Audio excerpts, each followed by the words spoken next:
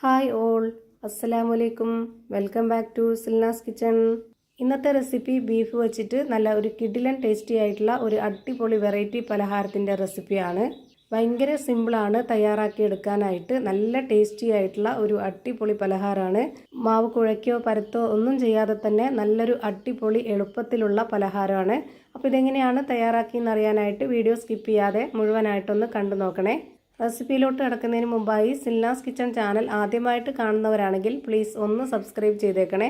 ഒപ്പം തന്നെ ഈ വീഡിയോസ് നിങ്ങൾക്ക് ഇഷ്ടപ്പെടുകയാണെങ്കിൽ ഒരു ലൈക്ക് ചെയ്ത് ഷെയർ ചെയ്ത് സപ്പോർട്ട് ചെയ്യാനും മറക്കരുത്. ഇനി നമുക്ക് ഇതെങ്ങനെയാണ് തയ്യാറാക്കുന്നതെന്ന് നോക്കാം. ആദ്യം തന്നെ ഇതിലേക്ക് വേണ്ടുന്ന ഒരു കൂട്ടാണ് തയ്യാറാക്കുന്നത്. അതിനായിട്ട് സ്റ്റൗവിലേക്ക് ഒരു പാൻ വെച്ച് കൊടുത്ത് ഫ്ലെയിം ഓൺ ആക്കി കൊടുത്തിട്ടുണ്ട്. ഇതിലേക്ക് കുറച്ച് എണ്ണ ഒഴിച്ചു കൊടുക്കാം.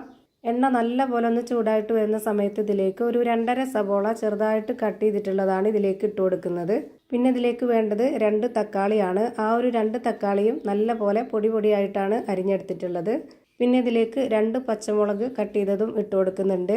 ഈ പലഹാരത്തിന് വേണ്ടി ഈ ഒരു കൂട്ട് തയ്യാറാക്കുമ്പോൾ നമ്മൾ നന്നായിട്ട് ചെറുതായിട്ട് കട്ട് ചെയ്തിട്ട് വേണം ഇതെല്ലാം ചേർത്ത് കൊടുക്കാനായിട്ട്. എന്നാലേ നമ്മൾ ഉദ്ദേശിക്കുന്ന ആ ഒരു രീതിയിൽ ഈ ഒരു കൂട്ട് തയ്യാറായി കിട്ടുള്ളൂ. ഇനി ഇതിലേക്ക് ഇതുപോലെ ചെറിയ സ്പൂൺ അളവിൽ 2 സ്പൂൺ വെളുത്തുള്ളി, ഇഞ്ചി, പെരുംജീരകം ഇതെല്ലാം ഒന്നിച്ച് ചതച്ചത് ഇട്ട് കൊടുക്കുന്നുണ്ട്. പിന്നെ കുറച്ച് കറിവേപ്പില കൂടി ഇട്ട് കൊടുക്കാം. പെരുംജീരകത്തിൻ്റെ പൊടിയാണ് എന്നുണ്ടെങ്കിൽ അത് പിന്നീട് ഇട്ട് കൊടുത്താൽ മതി. ഞാനിപ്പോൾ മുഴുവനെയുള്ള പെരുംജീരകം ആയതുകൊണ്ടാണ് ഒന്നിച്ച് ചതച്ചിട്ട് കൊടുത്തിട്ടുള്ളത്.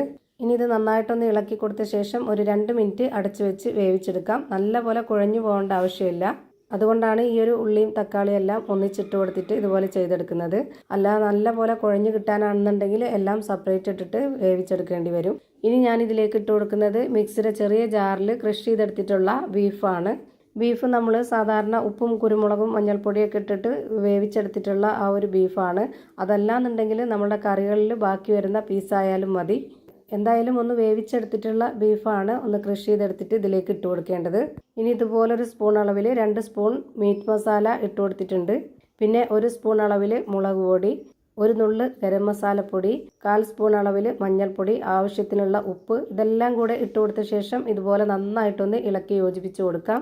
വീണ്ടും ഇതെല്ലാം കൂടി ഒരു 2 മിനിറ്റ് നേരം ഒന്ന് വേവിച്ചെടുക്കാം. ഇതിൻ്റെ ആ ഒരു പൊടികളുടെയൊക്കെ പച്ചമണം മാറി കിട്ടുന്നവരേക്കും മാത്രം മതി. നന്നായിട്ട് കുഴഞ്ഞു പോവണ്ട.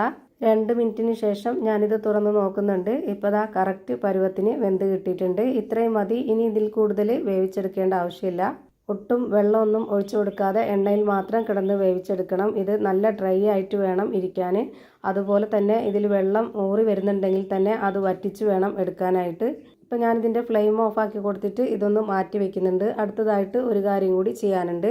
അതിനായി ഞാനിവിടെ ഒരു പാത്രത്തിലേക്ക് 250 ml കപ്പിൻ്റെ അളവിൽ 2 കപ്പ് മൈദപ്പൊടിയാണ് ഈ ഒരു പാത്രത്തിലേക്ക് ഇട്ട് കൊടുക്കുന്നത്. ആട്ടപ്പൊടിയിലും ചെയ്തെടുക്കാം, മൈദയിലാണ് കൂടുതൽ ടേസ്റ്റ്. ഇനി ഇതിലേക്കും കുറച്ച് പൊടികൾ ചേർത്ത് കൊടുക്കണം. 1 നുള്ള് ഗരം മസാലപ്പൊടിയും 1 നുള്ള് മഞ്ഞൾപ്പൊടിയും 1/2 സ്പൂൺ അളവിൽ മുളക് പൊടിയും ഇട്ട് കൊടുക്കുന്നുണ്ട്. പിന്നെ ഈ ഒരു മാവിലേക്ക് ആവശ്യമായിട്ടുള്ള ഉപ്പും കൂടെ ഇട്ട് കൊടുക്കുന്നുണ്ട്. എരിവൊക്കെ ഓരോരുത്തരുടെ ഇഷ്ടത്തിനനുസരിച്ച് കൂട്ടിയും കുറച്ചൊക്കെ ചേർത്ത് കൊടുക്കുക. ഇനി ഇതിലേക്ക് വെള്ളമാണ് ഒഴിച്ചു കൊടുക്കാനുള്ളത്. 250 ml കപ്പിൻ്റെ അളവിൽ 1 കപ്പ് വെള്ളം ആദ്യം മുഴുവനായിട്ട് ഒഴിച്ചു കൊടുത്തിട്ടുണ്ട്. അടുത്തതായി ഇതേ കപ്പ് അളവിൽ തന്നെ 1 കപ്പ് വെള്ളം എടുത്തിട്ട് അതിൻ്റെ പകുതിയാണ് ഞാനിതിലേക്ക് ഒഴിച്ചു കൊടുത്തിട്ടുള്ളത്. ഇനി ആവശ്യമുണ്ടെങ്കിൽ മാത്രം ഒഴിച്ചു കൊടുക്കാം. ഈ മാവ് ഒരുപാടങ്ങ് ലൂസായി പോകരുത്, കുറച്ച് കട്ടിയായിട്ട് വേണം ഇരിക്കേണ്ടത്. ഇതുപോലൊരു വിസ്ക് വെച്ചിട്ട് ഇളക്കി കൊടുക്കുകയാണെന്നുണ്ടെങ്കിൽ ഒട്ടും തന്നെ കട്ടകളൊന്നും ഇല്ലാതെ നന്നായിട്ട് ഇളക്കിയെടുക്കാൻ പറ്റും. ഇപ്പോൾ ഇതിലേക്ക് കുറച്ചുകൂടെ വെള്ളം ആവശ്യമായിട്ട് വന്നിട്ടുണ്ട്. അപ്പോൾ അതിൽ ബാക്കിയുണ്ടായിരുന്ന വെള്ളം കൂടെ മുഴുവനായിട്ടും ഒഴിച്ചു കൊടുത്തു. അപ്പോൾ ഇതിലേക്ക് ആകെ വേണ്ടി വന്നിട്ടുള്ളത് 250 ml കപ്പിൻ്റെ അളവിൽ 2 കപ്പ് വെള്ളമാണ്. ഒന്നിച്ചൊഴിച്ചു കൊടുത്തിട്ട് ഇളക്കി കൊടുക്കാൻ നിന്ന് കഴിഞ്ഞാൽ ചിലപ്പോൾ അതിൻ്റെ പരുവം തെറ്റിപ്പോവും. അതുകൊണ്ടാണ് ഇതുപോലെ ഘട്ടം ഘട്ടമായിട്ട് ഒഴിച്ചു കൊടുത്തിട്ടുള്ളത്. ഇപ്പോൾ ഈ മാവിൻ്റെ കട്ടകളെല്ലാം ഉടഞ്ഞ് നല്ല രീതിയിൽ ഇളക്കി യോജിപ്പിച്ചെടുത്തിട്ടുണ്ട്. ഇനി നമുക്ക് ഇതിൻ്റെ കറക്റ്റായിട്ടുള്ള പരുവം എങ്ങനെയാണ് ഇരിക്കുന്നതെന്ന് ഞാൻ കാണിച്ചു തരാം. ഇപ്പോൾ കണ്ടില്ലേ, ഇതുപോലെ കുറച്ച് കട്ടിയായിട്ടാണ് ഈ മാവ് ഇരിക്കേണ്ടത്.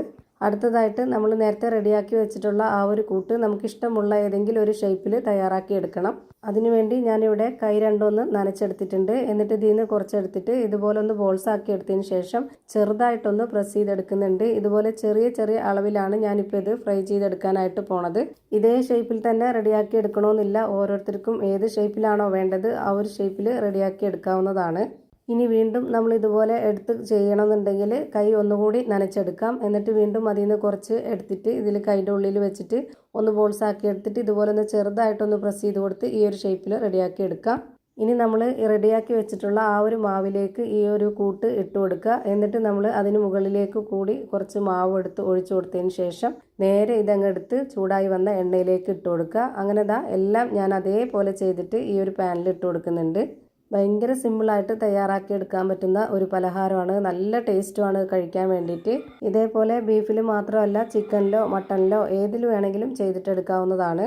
ഞാനിപ്പോൾ ഈ ഒരു പാനിലേക്ക് കൊള്ളുന്ന അത്രയും ഇട്ട് കൊടുത്തിട്ടുണ്ട്. ഇനി ഇതൊന്ന് വേവിച്ചെടുക്കാം. ഒരു മീഡിയം ഫ്ലെയിമിൽ വേണം ഇട്ട് കൊടുക്കാനായിട്ട്. എന്നിട്ട് ഇതുപോലെ ഒരു സ്പൂണിൽ കുറച്ച് എണ്ണ ഇതിന് മുകളിലേക്കായിട്ട് കോരി ഒഴിച്ചു കൊടുക്കുക. ആ ഒരു മുകൾ ഭാഗം ഒന്ന് വെന്ത് കിട്ടാനാണ് ഇങ്ങനെ ചെയ്യുന്നത്. നമ്മൾ തിരിച്ചിട്ട് കൊടുക്കാൻ നേരത്ത് അല്ലാന്നുണ്ടെങ്കിൽ ആ മാവ് ഒലിച്ച് ഒന്നുകൂടി പരന്നു പോകും. അപ്പോൾ കാണാനൊരു ഭംഗി ഉണ്ടാവില്ല. ഇപ്പോൾ ഇത് മുകൾ ഭാഗം വെന്തത് കൊണ്ട് പിന്നെ തിരിച്ചിട്ട് കൊടുത്താലും കാണാനൊരു നല്ലൊരു ഭംഗിയായിട്ട് വരും. ഇതിൻ്റെ എല്ലാം ഒരു ഭാഗം വെന്ത് കിട്ടിയിട്ടുണ്ട്. ഇനി ഇതെല്ലാം ഒന്ന് തിരിച്ചിട്ട് കൊടുക്കാം. ലോ ടു മീഡിയം ഫ്ലെയിമിൽ മാറി തിരിഞ്ഞും ഇട്ട് കൊടുക്കുക. ഒരുപാട് അങ്ങ് ഫ്ലെയിം കൂട്ടി വെക്കരുത്, പെട്ടെന്ന് കരിഞ്ഞു പോകും. മുകൾ ഭാഗം കുറച്ച് എണ്ണ കോരി ഒഴിച്ച് വേവിച്ചതിന് ശേഷമാണ് നമ്മൾ തിരിച്ചിട്ട് കൊടുത്തിട്ടുള്ളത്. അതുകൊണ്ട് ഇത് വേവാനായിട്ട് ഇനി ഒരുപാട് സമയമൊന്നും ഉണ്ടാവില്ല. 1 മിനിറ്റ് കഴിയുമ്പോഴേക്ക് ഇത് നമുക്ക് എടുക്കാവുന്നതാണ്.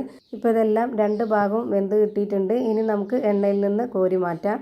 ഒരുപാട് എണ്ണ ഒഴിച്ച് ഫ്രൈ ചെയ്തെടുക്കേണ്ട ആവശ്യമില്ല. പാനിൽ ഇതുപോലെ കുറച്ച് എണ്ണ മാത്രം ഒഴിച്ചു കൊടുത്തിട്ട് ഫ്രൈ ചെയ്തെടുക്കാം. അധികം എണ്ണ കുടിക്കുകയില്ല. നല്ല ടേസ്റ്റി ആയിട്ടുള്ള ഒരു അടിപൊളി പലഹാരമാണ്. എന്തായാലും ഒന്ന് ട്രൈ ചെയ്ത് നോക്കണം. നിങ്ങൾക്ക് എല്ലാവർക്കും ഇഷ്ടമാവും. അപ്പോൾ ഇതാ ബീഫ് കൊണ്ടുള്ള ഒരു അടിപൊളി പലഹാരം റെഡിയായി കിട്ടി. ഇനി ഇതിൻ്റെ അകം എങ്ങനെയാണ് ഇരിക്കുന്നതെന്ന് അറിയാനായിട്ട് ഞാനിതൊന്ന് പൊട്ടിച്ച് കാണിച്ചു തരാം. അപ്പോൾ ഇത്രയേ ഉള്ളൂ ഇന്നത്തെ വീഡിയോ ഇഷ്ടമായാൽ ലൈക്ക് ചെയ്യാനും കമൻറ്റ് ചെയ്യാനും ഷെയർ ചെയ്യാനും മറക്കരുത്. അതുപോലെ തന്നെ ഞാനിടുന്ന പുതിയ വീഡിയോസ് നോട്ടിഫിക്കേഷനായിട്ട് കിട്ടുന്നതിന് വേണ്ടി സബ്സ്ക്രൈബ് ചെയ്ത് ബെല്ലൈക്കൺ അമർത്തി അതിൽ ഓൾ എന്ന ഓപ്ഷൻ എനേബിൾ ചെയ്ത് കൊടുക്കാനും മറക്കരുത്. പുതിയൊരു വീഡിയോയുമായി വീണ്ടും വരും. Thank you for watching.